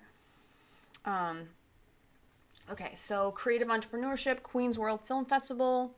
Great. I do like how you have like Queen World Film Festival, which this is a different, gosh, because it kind of like goes against what I say as far as like making sure your position is first, foremost, like up front and center, right? Because it's like producer, festival associate. I mean, if you're gonna go with Queens World Film Festival, I like how it's like you grew within that company, right? And you like those are the positions you held, and you kind of went, I guess you grew, and you were promoted within that company, right? And then you have media makers. That's great. I love media makers. That's great. You work for them. So you've had multiple, like you were working in multiple jobs at once, it seems, right? Yeah. I mean, there's a partnership between NYC. You know what? Okay. Addressing the bullet points. So here's the thing is that so we're going to start with Hunter College. Move that over. You can put a testing administrator, proctor, and then you're going to put a Hunter College on the same line. Because you're not utilizing things on the left side, right? So you want to make sure that the first of all, positions bolded, bigger, whatever, and then Hunter College, it's kind of like your companies that you work for is taking over, and I can't really see you as a person. I need to see the person, which is the position that you held. So position first, let's switch up the format between Hunter College and then the testing administrator, and then you can get rid of that one bullet point, and then you can keep your little bullet point next to verifying identification for test candidate, right? Then you can keep that there. And also, I don't think that has to be, and then it won't be so far over where I think you might be able to get that into one line. Verifying education for test and sign-in, distribution, collection, and test materials. Well, you can take out collection of test materials. Like, I feel like that's such a minor thing. That's not like, when you guys are making these if you're definitely like, I need to put what I did, I need to describe what my job was because they're not going to understand what I did. If you are just you need to put it, and I don't want to say stubborn, but like you're like, I need to put it, you're fixated on this sentence, I need to describe what my job was, make it one sentence, make it clear, concise, and give me the broad strokes. Because here's the thing is that like, people like to put on like too much detail, too much fluff, they have to like overdo it. So just like, give me the broad stroke. Like, what is, you did this, like, tell me one sentence. It should only take up one line on your resume. Okay, because it's like distribution and collection of test materials, securing all testing materials, like that's a lot. So verifying identification, clarifying instruction, like tell me in a concise statement what you did. I think it was like pretty much like testing material control, basically, is what it kind of seems like, right? You controlled whether like, you know, that maybe I'm naive to what the job really was, but like you need to make that description concise. Okay, so moving on to the intern position, assisted with, like, I feel like if you're an intern, I feel like we can, you know, assisted with administrative support and research on upcoming and potential projects. I mean, I think that you can tell, I mean, if you were a research intern, you can say you're a research intern, and I think maybe that might just clear that up right there. You can get rid of that line. Okay, so creative entrepreneurship. Supported the development, coordination, producing 1 independent feature film, 7 independent short films, provided distribution. Okay, so if you,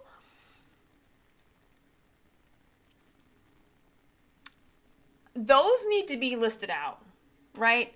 1 independent feature film, 7 independent short films, that should be on a resume. You're like burying the lead here, guy. Like you, like creative entrepreneurship, if that's the company, you're going to move that to the right. Executive producer, production coordinator, you're going to say which position you were for those, each film, each short film, each feature film. That is going to be the bulk of your experience. If you're trying to be a production coordinator, like what, so I'm going to go executive producer, writer who does coordinator on the side is the goal. Okay.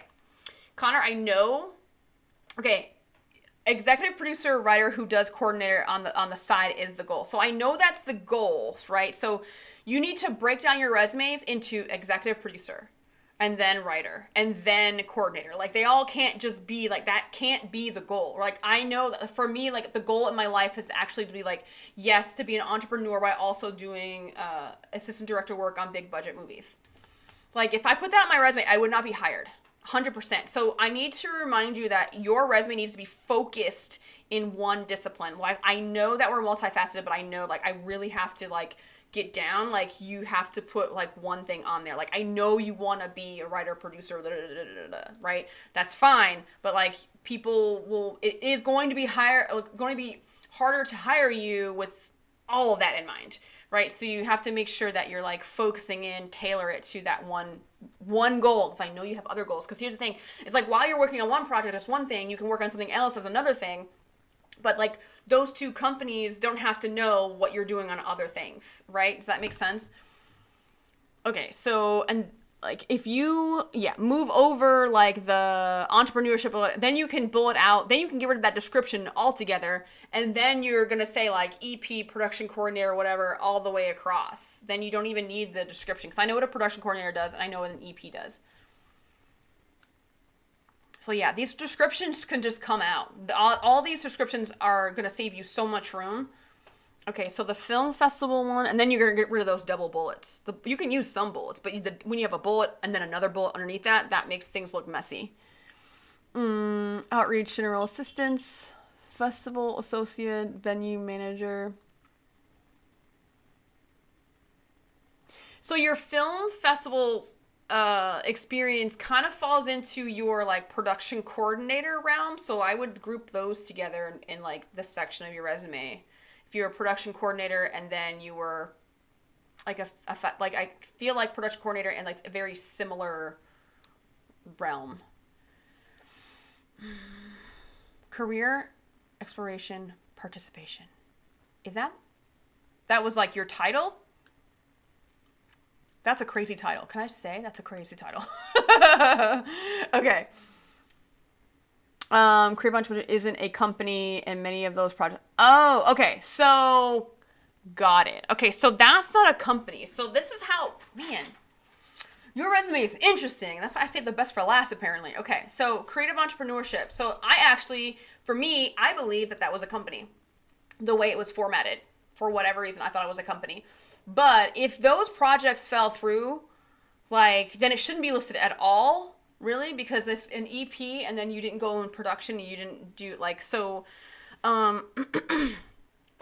whatever the projects were that actually came into fruition and actually finished and were distributed or shown somewhere, put those projects on there as, formatted like that. You're going to put your position, the short film, the name of it, and whatever. Like, we need to get this down to, we can't go there. Okay.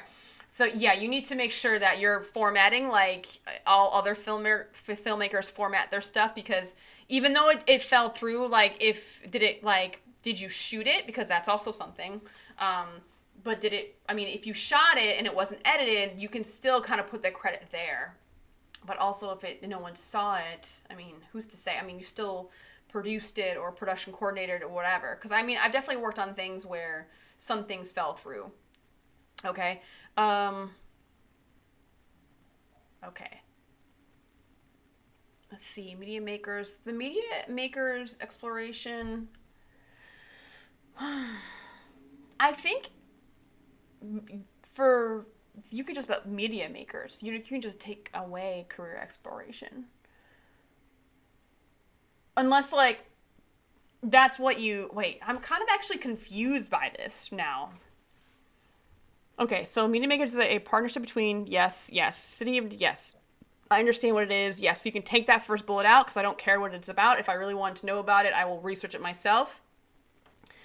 Work-based learning course completion. So this is something so media makers career exploration was something you participated in. This is not experience then. That should go under education. Is that right, Connor? Like, am I assuming that that is something you were a participant in the program, right? Because it says because you're saying participation. You should have just said participant. Am I tripping out? This is highly confusing. But that is not experience. That is education. So that shouldn't even be in that section.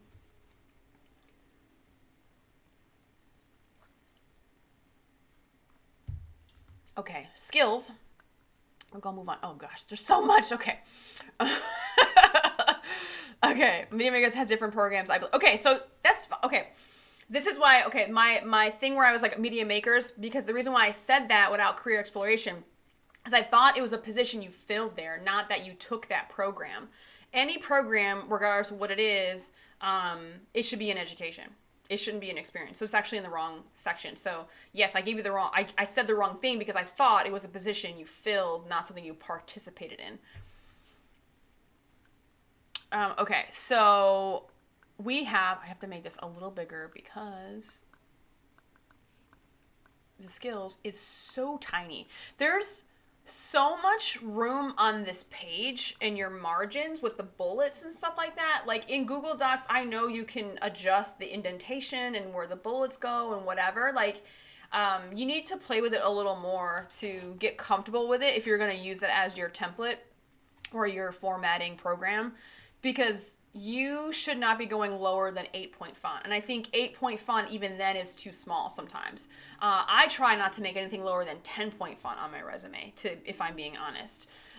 Because let's be honest, like, people who are going to be hiring you are, older, 40s, 50s, 60s, even like, mid to late 30s, and eyesight starts going, unfortunately, with age. So just think about who's looking at your resume.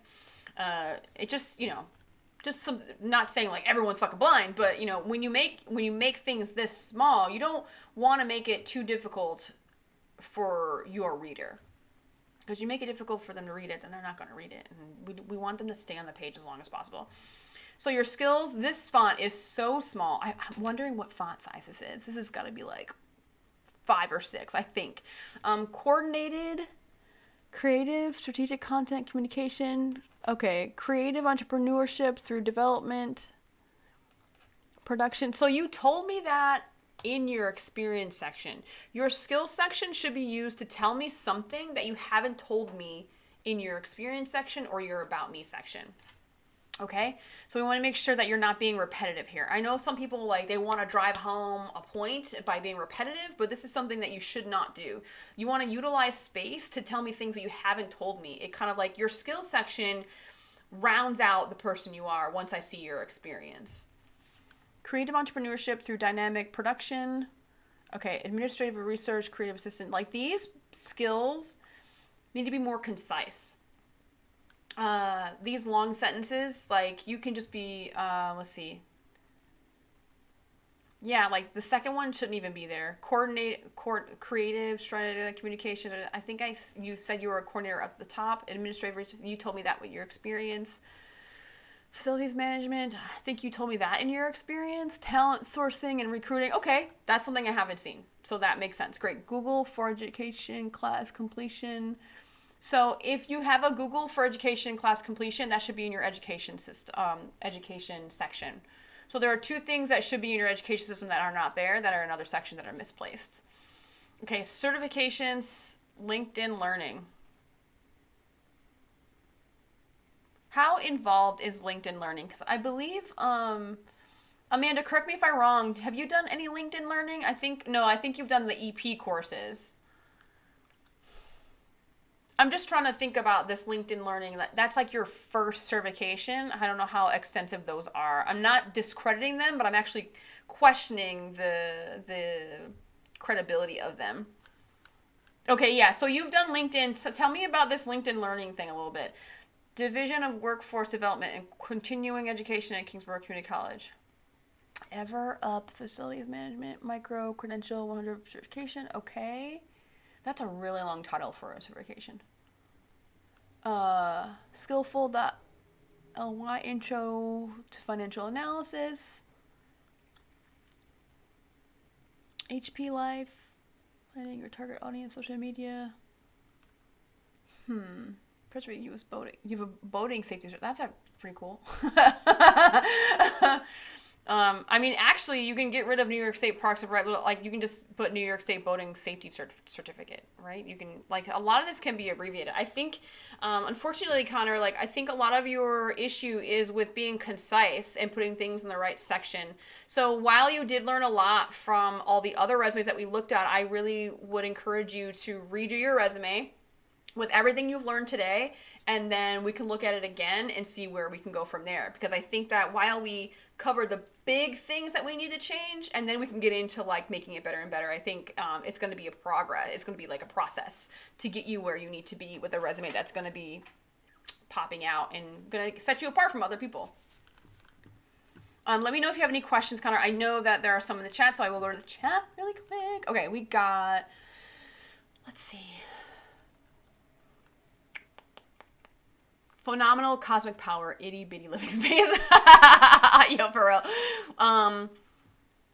The Army loves bullet points. Come see me after class. with so many bullet points, it looks like the welcome to pick an American city sign. Oh gosh. All indie where I did both. Okay, so all indie productions where I did both. Okay, so if you've done both, I mean, can I ask you, Connor, like, what is the thing that makes you an executive producer? Like, what is the thing, what are the responsibilities on those indie productions that made you an executive producer? So, because if you spell it out, I can figure out how to put it more concise on your resume. Okay, so we have executive producer, writer who does okay. It seems having a career job in the film industry is becoming a side hustle, gig economy job. I mean, I'm going to get to that. Hold on one second, Sean. I will definitely get creative entrepreneur isn't a company. Okay, it's been like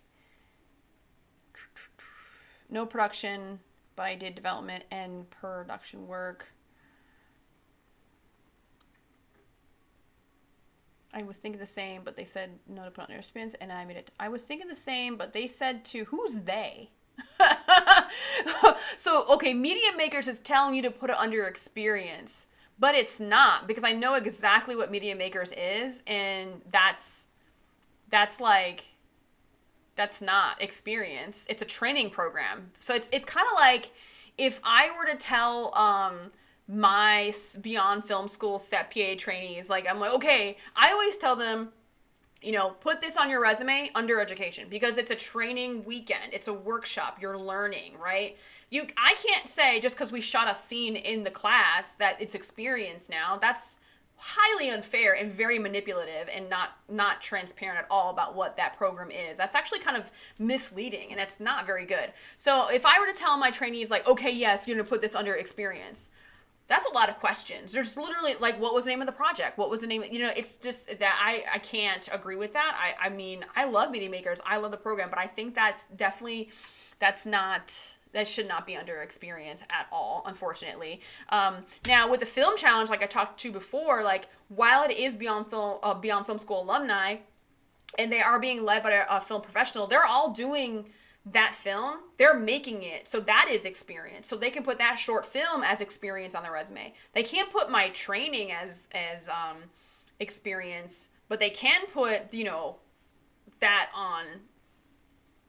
It's almost like it's internship almost. I mean, this can be definitely paying people, getting crew cast. Okay, so paying people, getting crew cast, having last word on screenplay. Okay, yeah. So if you were a producer, call yourself a producer, because that's what a producer does. When you get into the realm of an executive producer, then it seems that you've only financially funded the thing, or you are a facilitator of the project.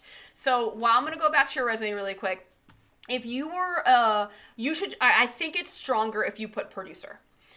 Just putting it out there, because when you start to say, if you were an executive producer and a production coordinator, it actually makes it kind of look like you don't know what you're talking about, unfortunately. So when you're putting those two together, you should just say producer, because while like an indie producer kind of covers production coordinator, you know, responsibilities, you are a producer. So I would just cross executive producer and production coordinator out, and you are a producer.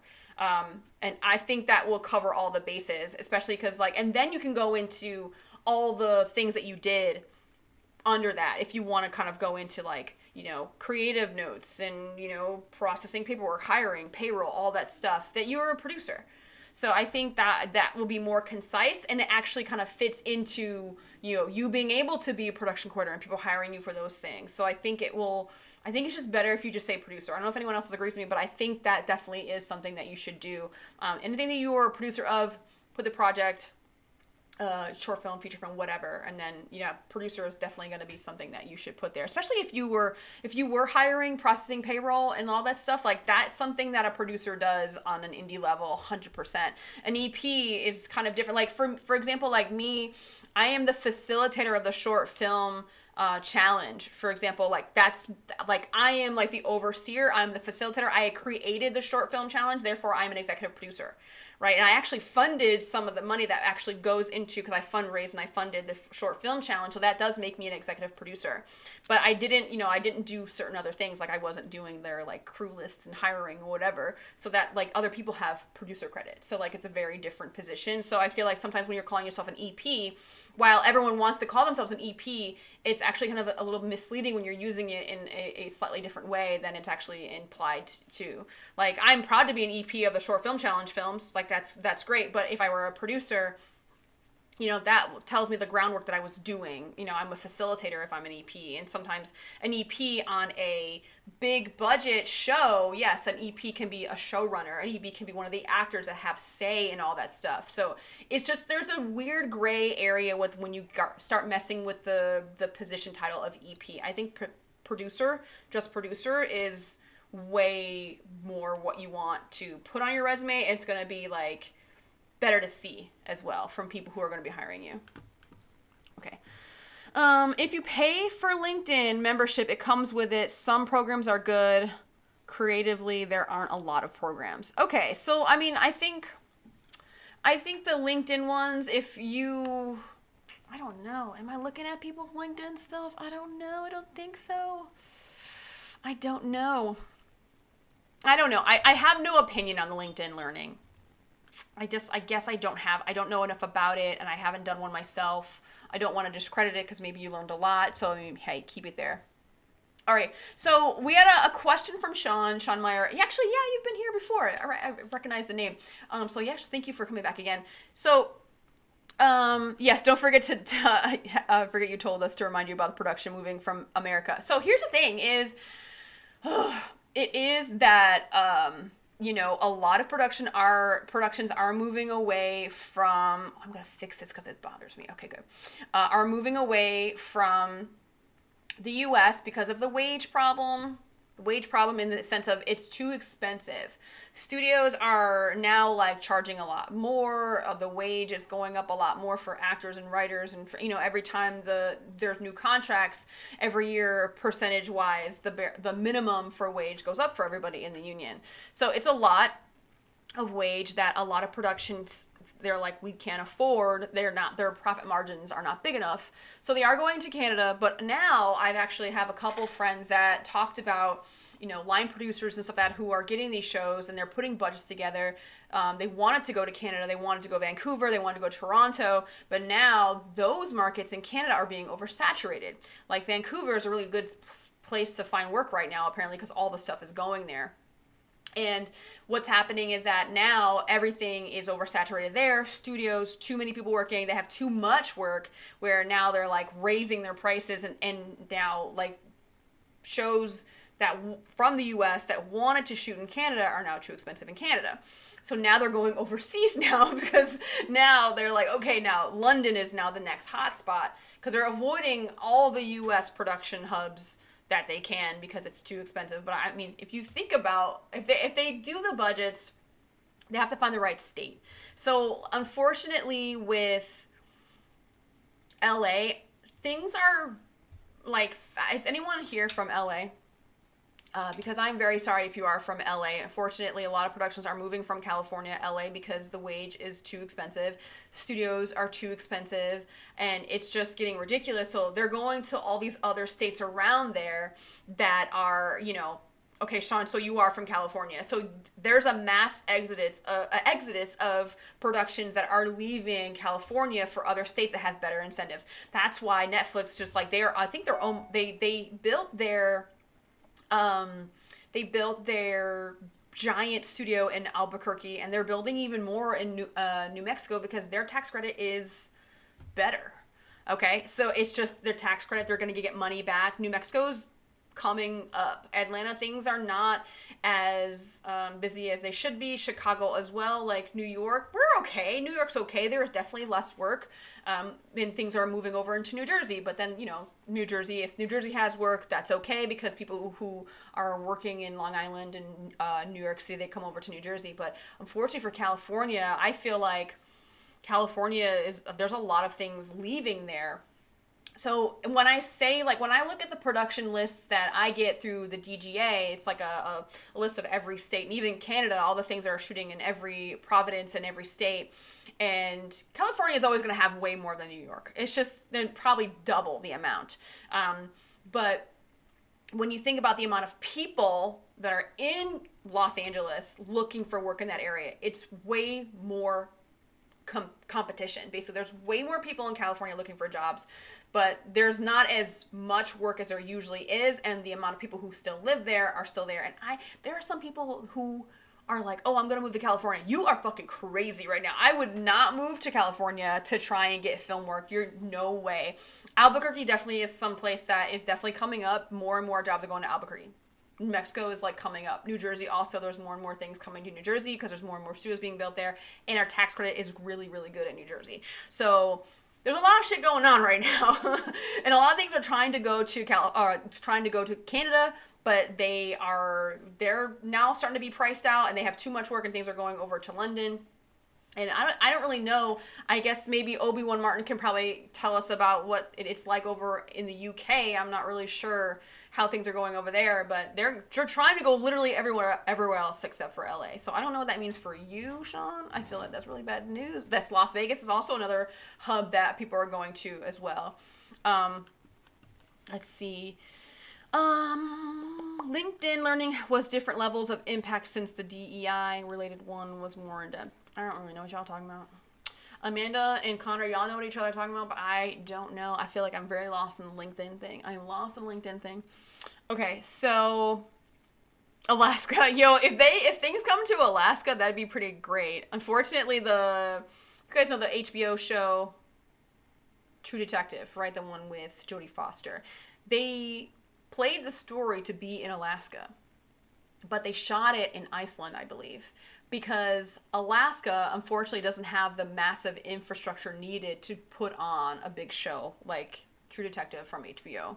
So Alaska's got to just, do some things to make sure you can sustain a production. Because honestly, when a production goes into a city, it really kind of, the infrastructure and the city that we go into is highly affected. It is really like, do they have enough motels, hotels, Airbnbs to hold up the crew? Because the crews, can be like 100 people more, do they have do they have lots and also like, do they have, it's also like sewage problems, are there enough businesses? Are there enough catering businesses to sustain? Is there enough resources to bring in, a production that are bringing people in from other states and stuff? And also, you have to hire locally as well, because I think sometimes with certain states, that's in order for you to get the tax incentive, you have to hire a certain percentage of above the line and below the line crew members to make sure that you meet the requirements to get that tax incentive. So there's like a certain minimum that you have to reach,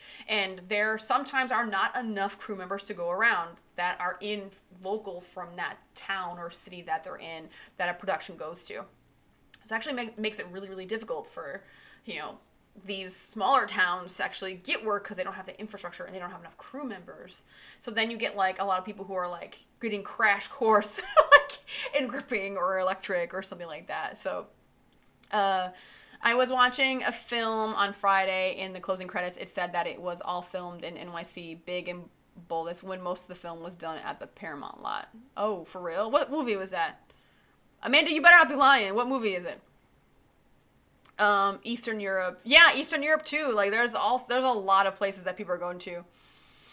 Yeah, post-production, I would say she definitely, because post-production is, luckily, post-production can be remote too. So post-production, it's kind of this weird thing where it's not affected as much as production. So yes, post-production is a good spot to be in if you're trying to be post-production people that do it. Also, if you're trying to be visual effects, that is a really good area to be in. I'm just saying, be a visual effects artist. Just saying. There was a time in 2012 when there was a tax incentive for films to come up here, and it did up to 44% of tax credit, but it was removed by politicians. Oh crap! I wonder why.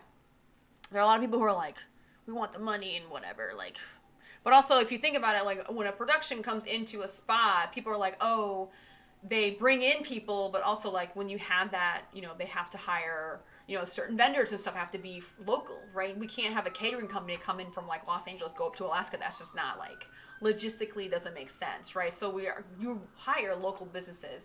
And also rental houses is also another thing. That's literally a big problem for a lot of films that are shooting in these states that don't have rental houses, that we have to ship the equipment. So that's a whole big cost too. So it's like what's better, like, paying to ship the equipment or trying to, keep your business close to a rental house that's, in New Jersey or Pennsylvania or something like that. Because, I mean, Pennsylvania is great. Light bulb rentals, like they have three locations. One's in Pittsburgh, one's Philly, and then one's in New York. I think that's really great to have like a rental house in Pennsylvania, because that's not a very common thing, and they can be utilized a lot when productions go into Pennsylvania. Saturday Night Fever. Oh my goodness, Amanda, where are you coming with these facts? Like, were you hiring local, filming remote, filming during certain months, all were considered for tax? Yeah, okay. Ireland is tipping along, but it's all the same crew, so it's harder to break in. Lots of big stuff is happening in the UK with new studios being built for use for Marvel, Mission Impossible. Oh yeah, I'm a post coordinator. That's awesome. Thanks, Sheila, for joining us then. More big things in the UK, Jurassic World, 28 Days Later. Yeah, whoa, what? Wait. More things in the UK, Jurassic World 4, 28 Days Later, Peaky Blinders, 28 years later. Yo, I literally read that as 28 days later. I was like, yo, that movie was made forever ago. They're doing a movie 28 years later. If Cillian Murphy is not in that movie, I'm not seeing it, okay? He better be in that movie. He was in the original 28 Days Later, and I loved it. That's why I became a fan of Cillian Murphy. But if he's not in 28 years later, I'm not watching that movie. I think mainstream media Hollywood is dying, but the global film industry is growing. Mainstream media Hollywood. I mean, I don't know about dying, because Hollywood is Hollywood, so there's always going to be production in LA. That's the thing, was a lot of people are like, oh, Hollywood is just dying. The film industry is dying. But I think the fact that things are moving away from LA does help the rest of the film world around the globe grow. And I do like that. It's like we're spreading it out a little bit, and a lot of people are getting pissed. It's like, I'm not working all the time. Yo, he's in it? Okay, well then I'm going to watch the movie. Is it in production now, or is it like, when's it supposed to be? I have to look up 28 years later. Guys, I'm sorry. I'm like behind. He is, as far as I know. Keep me posted. All right, so thank you so much for joining me, everyone, for this lovely Sunday film resume reviews. To all the people who submitted their resumes, again, thank you so much for doing that. It takes a lot of courage, a lot of bravery to submit your resume, to have you put on this very public forum, and to be, criticized, given feedback, and, just putting your resume out there for others to see. You're helping other people. So I just am very grateful that you submit your resumes for your own help, but also just know that you're helping other people in the process. So thank you so much for those that submitted their resumes. Next month, I will schedule it for next month. I have no idea when it's going to be, but it'd probably be like the last weekend in September will be the September film resume review. So definitely get your resumes to me. After you revise them, we'll put them in the next one. And of course, if you are watching this and you're like, I want personal, feedback on my resume, I am happy to give it. If you are brave enough to put it on this platform, I am happy to give you that feedback. So you can just email me your resume as a PDF. One page, guys. One page PDF of your resume. Send it to beyondfilmschool@gmail.com. Again, beyondfilmschool@gmail.com. And also, what was I gonna say? God, there was something else I was gonna mention. Joe, as soon as you sent that, I got the notification on my computer. I was like, oh shit, Joe sent me one. I'll be sure to send another one next month. Okay, enjoy the rest of your day. Thank you, Obi Martin. Thank you everyone for joining me, for watching, and for helping give feedback to the people who give their resumes. Also, I have my Set PA class in New York happening next month. It's in October 10th, oh my goodness, October 12th and 13th is my next Set PA class. A couple hours longer. I have like a whole speed dating thing for networking. I'm inviting industry professionals to come there to interview, and it's going to be a lovely little speed networking thing that I've always wanted to do for the past couple years. So I'm very excited to do that. That is the October class. This year. It's the last one of this year, and then I have my February class. Of course, I do President's Day weekend. God, there was something else I wanted to say. Oh, short film challenge. Though that screening for the short film challenge, we have 4 films, we have 6 awards, we have 3 judges. It's going to be a really good time. Definitely all the information is going to be on, my Facebook, Beyond Filmful Facebook. So it's going to be Rodney's Comedy Club. If you're in New York, please join me. That is it for now, guys. Thank you so much for watching, and I shall see